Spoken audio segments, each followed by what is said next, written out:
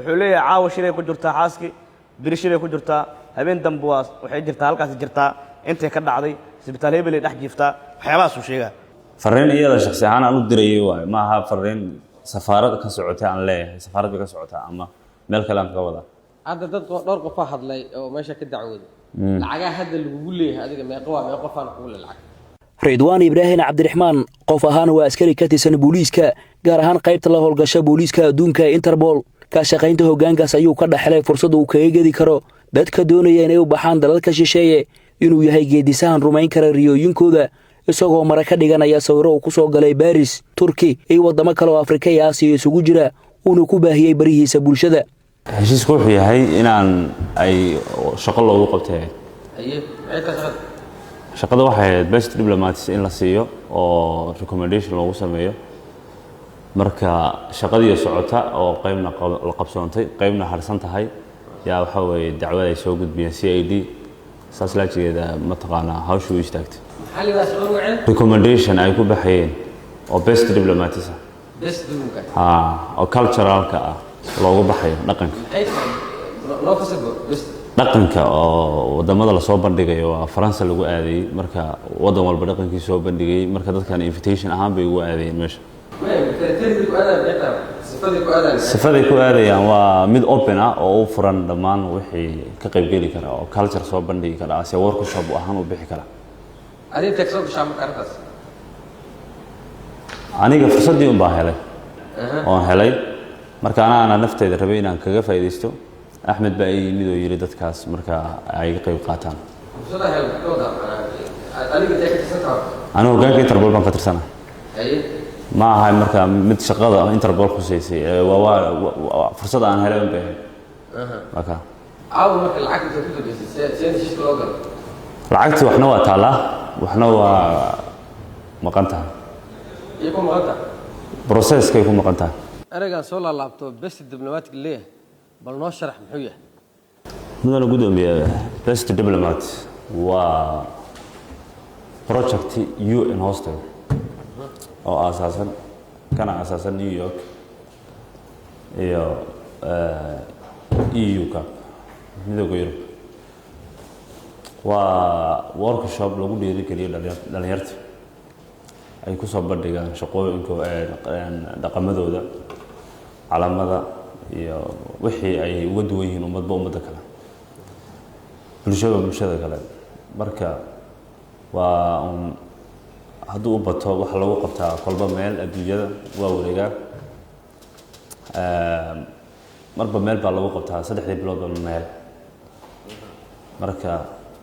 best diplomat sharaxaada kooban ka bixinaya وانا wax qof walba u furan waa project xafiisyo waaweyn ay leeyihiin baa jira laakiin qaab loo maro loo buuxiyo waxa leeyahay ma marka hore appointment qosanaysaa as email baad website ku qabsanaysaa kadib waa isaga ku hagaya tilmaamo ku siinaya adiga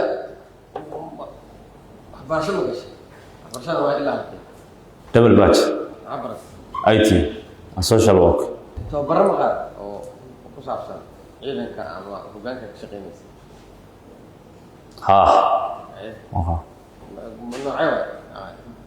aqoon ku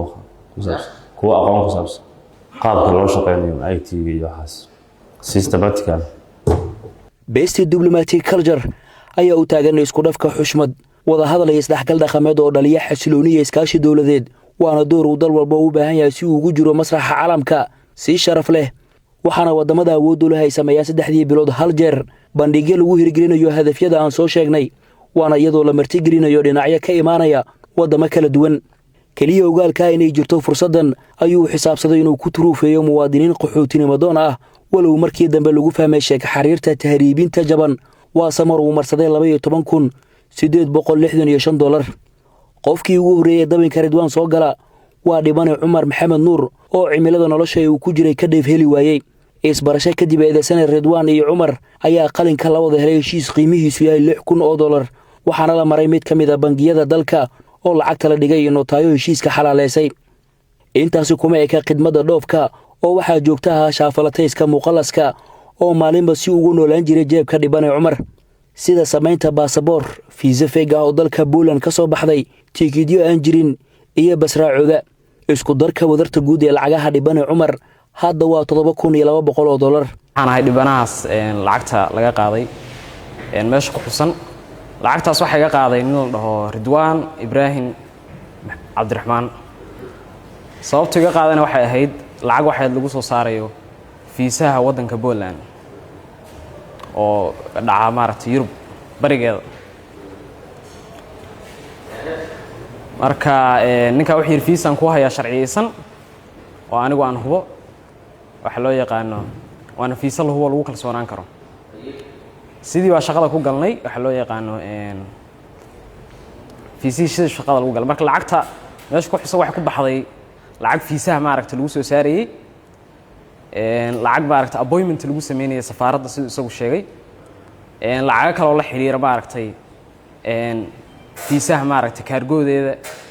confirmation visa adu waxyaalo badan isugu jirtaa. ninkaasna wuxuu soo saaray fiiso wadanka Poland uu soo saaray oo fiisa Shanghai. fiisahaasi waa fiiso maaragtay hadda lagu hor keeno aad fiisihii saxda ah aamudis oo maaragtay fiisa caadiga ah iyo Shanghai aad ka shaqeyneen. laakiin waxay ahayd forgery bay ahayd oo fiisa waxay ahayd maaragtay la farsameeyay fiisa sax ma ahayn. dib baan ku ogaanayna laakiin fiisu soo saaray waqtiga uu hawsha bilaabay 20 bari ka bacdi buu fiisaha soo saaray. fiisahaas markay soo baxday anagu fiisa caadi ah noola ekaatay dad badan markaa tusay wixii inta ka dambeeyayna lacagahaas waxay ku baxeen qayb uu yiri ticket baa maaragtay lagu saaraya maadaama fiisi ay haysatid lacag uu yiri maaragtay cargo sidoo kale fiisa transit maadaama fiisuhu Shanghai ay tahay. Shanghai waxa lagu galaa 72 wadan soo ka taylaa wadan ama meelahaas oo wadamada Yurubta ah. marka wuxuu yiri fiisa transit baa u baahanta. destination kuna waxa weeye Poland. marka wadan kale waa sii mar kartaa fiisa transit baa laga baahan yahay. hadda matalan asiimris wadanka Netherland Poland ay u socotid fiisa transit baa laga baahan yahay maadaama fiisa Shanghai ay wadatid. marka lacagaha uu ninkaas ka qaaday waxa soo dhan bay isugu jiraan. qaabkii qaad waxa horta ninkan marka hore nin waxa iska baray ani dhanka hooyada iska soo galno oo hadeer dhankaasi Soomaaliland jira baa iska baray ninka ismaan aqoon waxa loo yaqaan markuu iska baray annaga toos wada macaamilnay lacagaha lambarkiisa aan ku diriyay sida maaragtay failka ku xusan maaragtay lacagaha badankooda isaga lambarkiisa toos ugu diriyay isagaana wada xiriirinay. sababta ku aaminana waxa ahayd maaragtay inuu ka tirsan yahay ciidanka Interpol iyo taliska booliska Soomaaliyeed. meeqa mar lacagaha u dhigtay lacagaha aad buu tiro badnayd maadaama fiisa la soo saaray forgery oo fiisii saxda la moodayay. aniguna aan rabay sidaas maaragtay inaan ku baxo oo Yurub ku galo wada fududna ay ahayd maadaama taariiftu iyada laba u kala baxda. goorma ogaad inay fiisiyo u been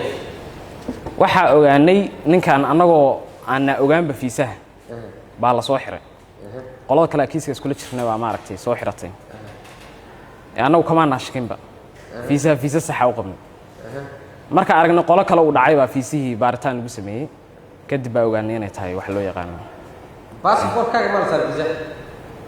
baasaboorkayga buu ii soo sawiray iyadoo saaran sawirkana waa la hayaa. baasaboorka isagu ku maqan yahay. ani baasaboorka leema keenin laakiin wuxuu yiri safaaraddu baasaboorku yeelaa lagama soo qaadi karo sidaas noo sheegay. safaaradda Poland inta ku taal isagu soo noo sheegay ku taala xalane saas u sheegaa. hadda meeqa kaama warka kaama waa 7,000 iyo waxa loo yaqaano $23 oo lagu daray $218 oo iga baxday baasaboorka anu aan soo samaystay hadda baa final loo diray kadib anaa samaystay. marka lacag $218 gaaris waa iga baxday. iyo markii lacagaha aad dilaysid waxa ka diray telefonkaaga kiis ma ku diray isaga toos ugu diray lambarkiisa aan ku diray uu ku qoran yahay hormuud baa ka soo daawacay lacagaha u diray oo dhan iyadoo maaragtay leh tixraac leh kulligood hormuud baa ka soo daawacay iyadoo loo page lacagaha u diray oo dhan lambarkiisa ku diray. marka laga reebo maaragtay lacag yar oo dhex martay maaragtay wiilka abtiga iyo maaragtay isaga iskeen baray lacag dhex mariyay way jirtaa 1500 mar iyo meel 400 meelahaas jecla adoo lacag 2,000 ku dhow inta kale laakiin isaga dhex marta 5,000 mudana gudoomiye ninkan wuxuu igu yiri safaaraddan waxaan ka sameynaya appointment sidoo sheegay isagu wuxuu la yiri xagaas appointment lacag lagu qaaday meesha ku xusan tahay lacag buu naga qaaday appointment lagu sameynaya buu yiri kadib appointment waa sameeyay buu yiri lacagtan sida ku bixinay safaaradda isu raacnay sidoo kale wuxuu yiri faraa la marayaa oo faraa in marsiinaya wax loo yaqaan ay qolyuhu naga rabaan kadib waa israacnay meesha xalana galnay RL dhaho buu nageeyay oo isagu maaragtay uu yiri safaaradda ku sii dhex taala anu aqoon uma leeyahay safaaradda xalana hore uma gelin marka meeshaas uu nageeyay isda wareejin wuxuu yiri ana xaliyay anu awoodeyda adeegsanaya ciidan iyo bahalkii baan maaragtay ku xaliyay appointment-gii macnaha aniga baa meesha ku galay farana lagama baahna wax fara lagama baahna biyaha ana xaliyay mar kale eedeysana Ridwaan ayaa u dhacay saaxiibkiis Axmed Xasan Daahir oo uu marsiiyay sheekada turuufada ee Best Diplomatic ayna tahay fursad si sahlan loogu tagi karo Faransa Axmed oo la dhacsan xariifnimada Ridwaan ayaa fursadaasi u bandhigay walaalkiis Najiib Xasan Daahir iyo Fartuun Maxamuud Xasan oo ay iswiji garanayeen labaduba waxaa loo sheegay inay iska baxshaan lacagta tikitka oo wadar ahaan dhan $1,799 iyo baasaboorro ay ku bixayso midkiiba $200 seminaar dibadda oo wuxuu ii sheegay oo inuu rabo inuu dad ugu faa'iideeyo marka laba qof aan u keenay wiil iyo gabar ani wuxuu ii sheegay seminaar dibadda oo Faransiiska oo inuu hayo asaga oo hayo marka laba qofna loo baahan yahay marka haddaad haysid inaad ii keento uu yiri macnaha marka wiil walaalkayga iyo gabar kale aan u keenay inta ka bacdi lacag uu ka qaatay muddo markay ka soo wareegay 20 bari camal baa waxa ogaaday wixii inay fake yihiin aysan jirin markaasaan aan la wadaagay hay'adaha baarista dadka maanta maxkamadda horiyi lacagaha ka qaaday lacagooda lacagihii aan ka qaaday mudana gudoomiye waxa ku shubay online-ka account-kan Best Diplomatic baan ugu diray waxaana xagay tixraacooda ku leeyihiin oo dib loogu soo celin karaa dib ma loogu soo celin karaa baasaboorada dadka baasaboorada waa yaalaan tiyal iyo kaab yaalaan meesha la adiga kala shaqeynaya iyo kaab iyo ila bishi halka yaa kala shaqeynaya ma qof ku shaqeynaysa kaliya aan shaqeynaya liga shaqeynaya adiga leeyahay meesha ana geey baasaboorada markii fursada adiga waa baasaboorada imaysan warsan anigu waa xirnaa marka aniga dadkan ayagoo hawshoodii aan u qabtay yaa igu wardambeysay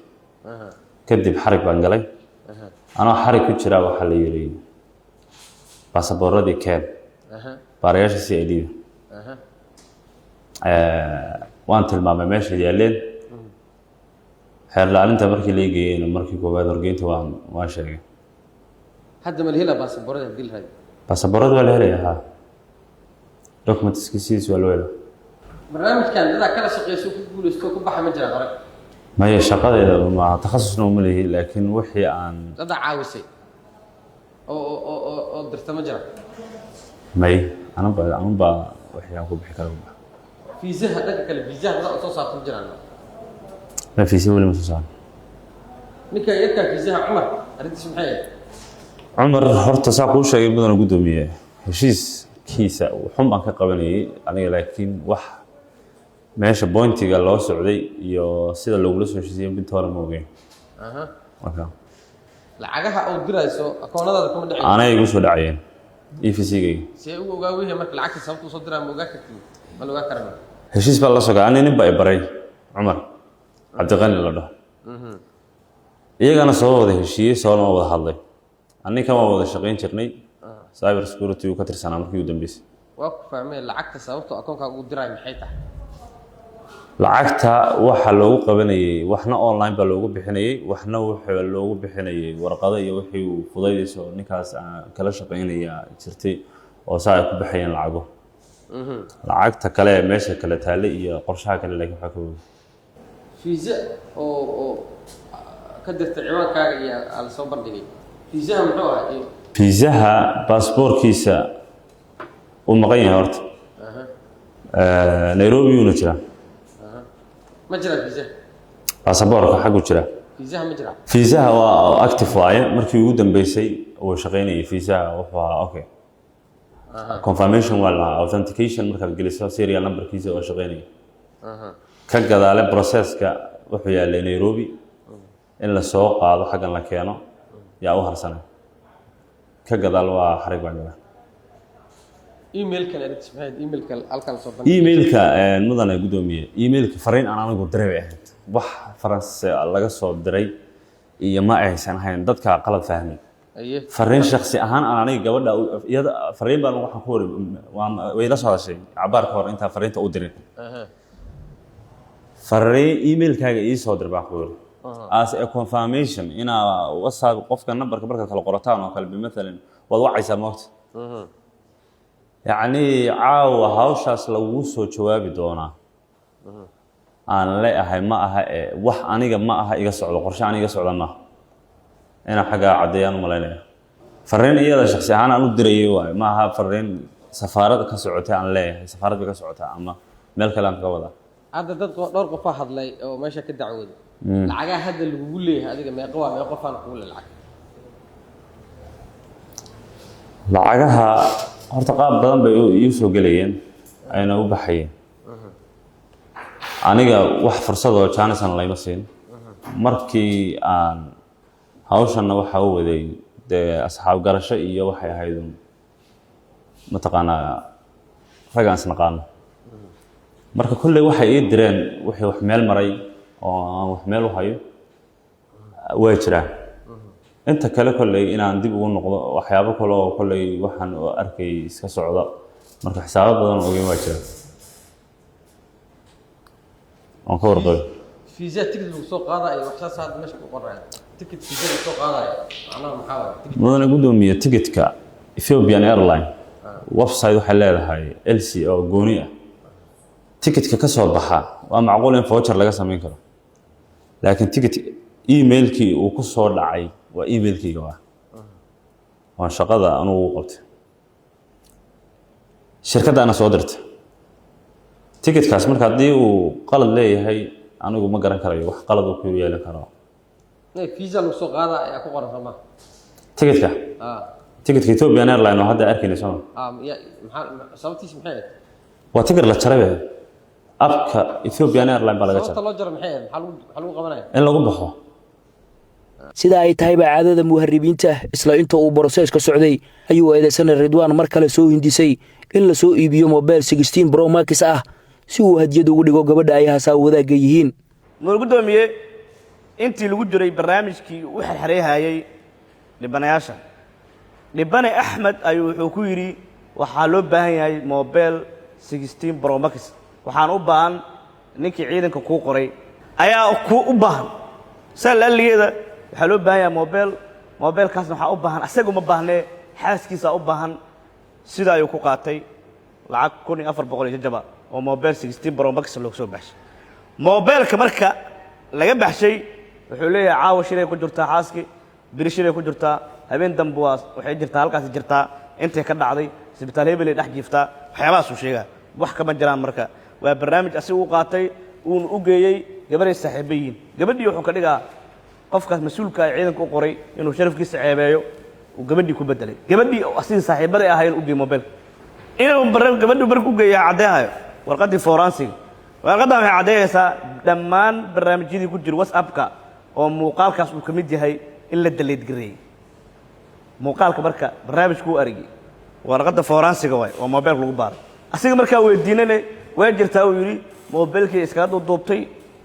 barnaamij jiro way laakiin iyada ma lahayn ana lahayn aan idinku duwo baraha galka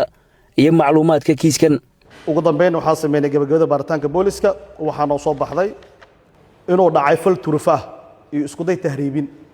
baasboorada xoog ugu haysto dhibane Umar iyo Fartuun inuu ka haysto Ridwan eedeysanaha maanta maxkamadda hor taagan dhibanaasha oo dhacay waa wixii kaliya 4 qofood Umar Maxamuud Nuur Ahmed Xasan Daahir Najiib Xasan Daahir oo walaalkiisa iyo Fartuun Maxamuud Ahmed lacagta uu ka turfeeyey markaan isku dardarnay waxay noqotay $12,869. waxaa kaloo noo soo baxday eedeysanaha inuu hareer maray shaqadii ciidanka booliska Soomaaliyeed oo dad shacab turfeeyey awalna shaqadiisa hore u ahayd sida baaristeedu ku ogaaday oo waxaan ku qaraab jiray ilaa Turkiga ummad soo rafaadiyay oo hilkiisa xataa dhowr mar lacag ka bixiyeen inuu u gafo qodobada kale ah 45 496 352 360 xeerka ciqaab Soomaaliyeed uu gudoomiye gorshaal maxkamadda sharafta loo maasan tahay ku-xigeenka xeraalyaha guud ee ciidamada Dhamme Cabdicasiis Cusmaan Faarax Cabdiyare ayaa gudoonka maxkamadda ka codsaday in eedeysana Ridwaan lagu xukumo bixinta lacagaha ku maqan iyo ciqaabta ku xusan qodobadii sharciga ay ku soo eedeeyeen gudoomiye gorshaal maxkamadda sharafta leh waxaan cadeynay oo meeshaan ka cadeynay oo aan dukumeentiyadeeda aan gudbinay dadkii la dhacay waxaan maxkamadda hor keenay dadkii uu turfeeyey eedeysana Ridwaan maxkamadda waxaan la wadaagnay qaabkii ku turfeeyey sidoo kale maxkamadda waxaan la wadaagnay gmailka certification-ka uu sameeyey isagoo iska dhigayo safaaradda Faransa waa u gudbinay waana haysaa maxkamadda sidoo kale waxaan u soo gudbinay mobilka 16ka ah shirkadda laga soo qaaday lacagta ku xusneed iyaduna waa u gudbinay sidoo kale maxkamadda waxaan u gudbinay fiisihii Poland ee feega ahaa ee Fariis uu saaray sidoo sheegay asaga ee waxba kama jiraanka ah ee asaga le habeystay waa soo gudbinay wixii tahay tigidiri feega ahaa uu gudoomiye oo eesan Ridwaan uu sameeyay waa soo gudbin waxyaabahaas oo dhan markaa soo gudbinay uu gudoomiye eesan Ridwaan wuxuu u gafay qodobada soo socda wuxuu u gafay qodobka 45aad oo wuxuu galay wax la yiraahdo dambi xiriirsan wuxuu leeyahay qodobkaas qof kasta oo wax ka badan hal fal ama fal la'aan hal dambi ama dambiyaal badan ku sameeya qasdi kaliya uu galo waqtiyo kala duwan ama hal waqti ama wax ka badan qodobka saas uu leeyahay marka ma galiyay waa uu galiyay maxaa cadeehayo hal qof ma dhicin hal qof ma turfeen ma dhicin marka dhaay waa turf wuxuu sameeyay macnaha dhicitaanka waa qofku inuu soo wajaho oo ku jeebsiyo talaak way ka daran tahay wayna ka xanuun badan tahay farsamo adeegsana qofka farsamadu adeegsada maxaa waaye wuxuu adeegsaday inuu Interpol ka tirsan horta number 2 wuxuu adeegsaday shaatigii dawladda u gelisay iyo darajadii kormeeraha koowaad ee loo xiray ayuu adeegsaday sidoo kale wuxuu adeegsaday khibradda yar ee lagu tababaray ee tababartay hoggaanka Interpol ee qaabka loo xareeyo baalki marka barnaamijyo fake ah oo barnaamijyada ka xareeyay gudoomiye marka qodobkaas uu ku dhacay oo hal qof ma dhicin hal qof ba turfeeyay wuxuu turfeeyay in ka badan 3 qof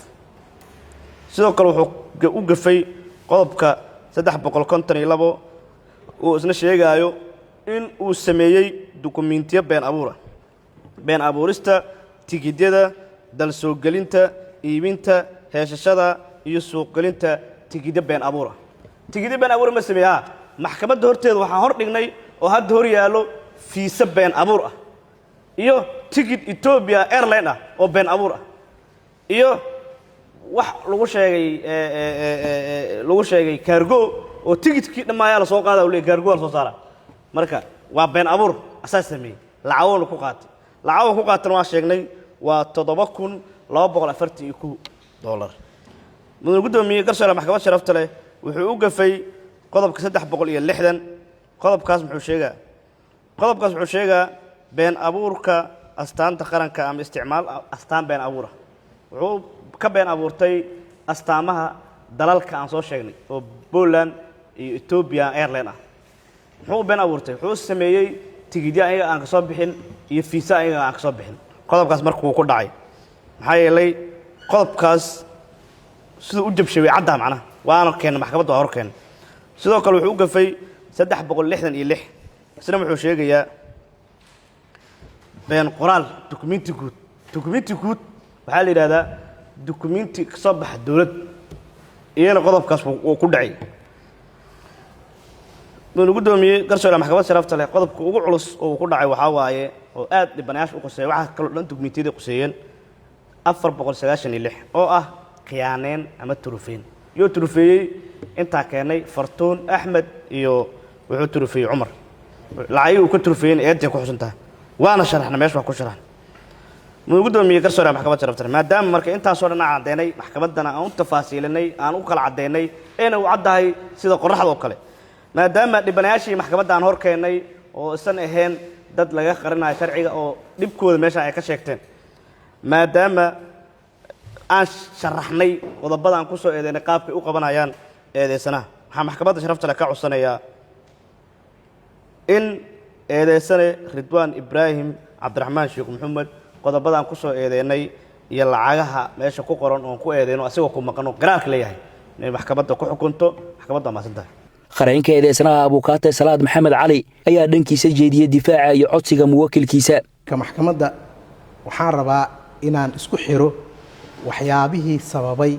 in dhibane Fartuun iyo dhibane Najiib ay toos ula xiriiraan ninka la yiraahdo Ridwaan sida hadda aan ku hayno gudoomiye garsoorayaal maxkamadda sharafta leh dukumiintiyadan oo nala wadaagay xafiiska xeerraaliyaha guud waa dukumiintiyo dhammaantood muujinayo tacaamul dhex maray labada dhibane ee maxdarka maanta joogo iyo sarkaalkan guud ee u shaqeeyo qaybta booliska Interpol maxkamadda sharafta leh waxay ahayd haddii tikid been abuura sida tikid laga soo gooyey shirkadda ama hay-adda duulimaadka Ethiopian Airline meeshaan waxaan ku haynaa dukumiinti Ethiopian Airline waxaa ku qoran xilligii la soo gooyey baaraha kiiska xafiiska xeer ilaaliyaha guud intaba waxay sheegeen dukumiintiyadan inay yihiin been abuur mas'alada taala waxay tahay ma tageen dukumiintigan agency-giisa ma tageen ma weydiiyeen noo fiiriya tikidkan adinka miyuu idinka soo baxay haddii oo idinka soo bixin maxaa tikidkan noogu lifaaqi kartiin waxaanu nahay xafiis weyn oo guud dowladda maaragtay u xil saaran oogista dacwadaha iyo dhoorista cadaaladda annaga hadda waxa ahayno kaliya waxa waaye maanta waa tikid laga soo gooyey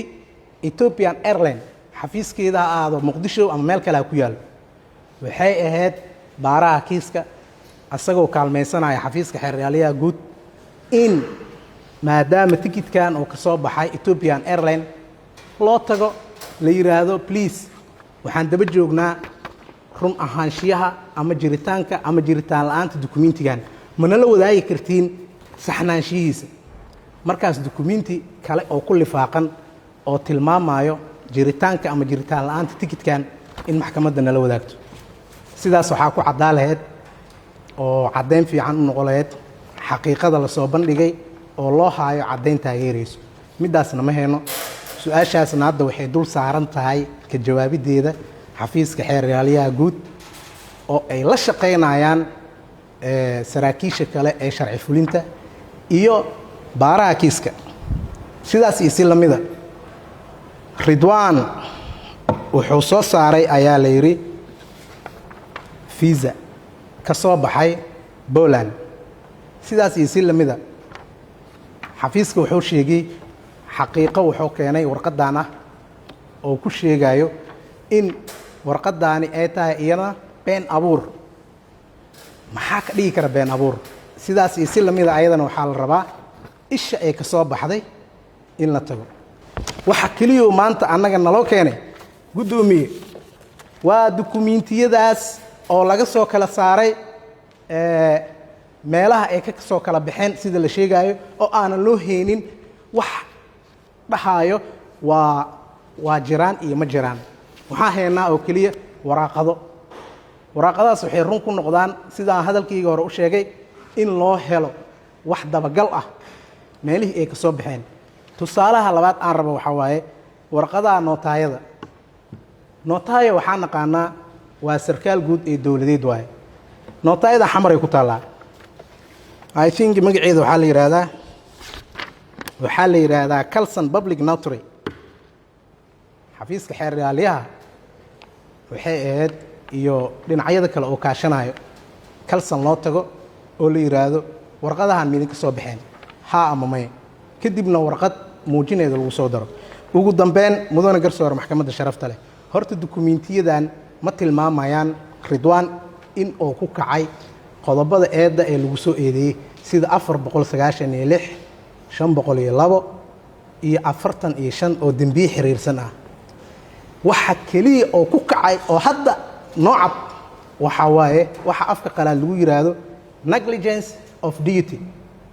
waajib aan waajibkiisa ahayn ayuu ku kacay. shaqadan waxaa iska leh dadka maaragtay socdaalka qaabilsan immigrationada, hay-adaha kale ee soo saara fiisayaasha iyo wixii la halmaalo. middaas waa mid oo ugu gafay waajibaadkii dowladdu u xil saartay inuu qabeeyey waajibaad aan waajibaadkiisa ahayn. mudane guddoomiye garsooreyaal maxkamadda sharafta leh ma noqon karaan marka dukumiintiyo qodobadaas lagu soo eedeeyey xukunkeeda lagu fuli karo? maya, ma noqon karaan. intaas waxaan uga baxayaa mudane guddoomiye garsoore maxkamadda sharafta leh dood afeedkeenii 116 waxaan rabaa inaan u gudbo 119 maadaama eedaha ayna si cad loogu adkeenin caddeemo ku filan, maadaama Ridwaan uu yahay qof waajibaad aan ahayn qabtay, waxaan ka codsanaynaa maxkamadda sharafta leh in Ridwaan ugu horeyn wixii dadkan oo ka haayo oo ammaano ah oo hadda uu sheegayo in ay yaalaan xarunta qayb ka mid ah CID-da siiba qaybta ay maamusho EU CAP, in maxkamadda sharafta leh lacagaadkaas ammaanada dib loogu celiyo wixii ka nool dadkii dhibanayaasha ahay. waajib lagu xadgudbo in waxay eed lagu soo qaado eedda ku xadgudub waajib. marka mudane guddoomiye garsoore maxkamadda sharafta leh waxaan ka codsanaynaa Ridwaanna inuu shaqadiisa ku laabto, wixii tallaabo aan shaxmarinana maxkamadda ayadaan u deyno, ayadaa sharciga nooga sarreyso, hadday tahay fasiraadda sharciga, dhowrista sharciga iyo dabaqaadda sharciga. dadka dhibanayaashaana in waxyaabihii laga qaaday ee hadda ku sugan gacanta Ridwaan looga celiyo, maxkamaddana way mahadsan tahay. maxaa maxkamadda ka dalbanay hadda dooda dhacday kadib? والله محمد wax ka dalbanaa wixii horta aan anigu shaqadan aan hayay sida imika la sheegay wax khuseeyay ma ahayn mid qaranka iyo mid aan xasaanada ciidanimo u adeegsaday, mid aan asxaan iyo ku sameynayo baahay fursad dheer iyo dadka uga faa'iideeyo.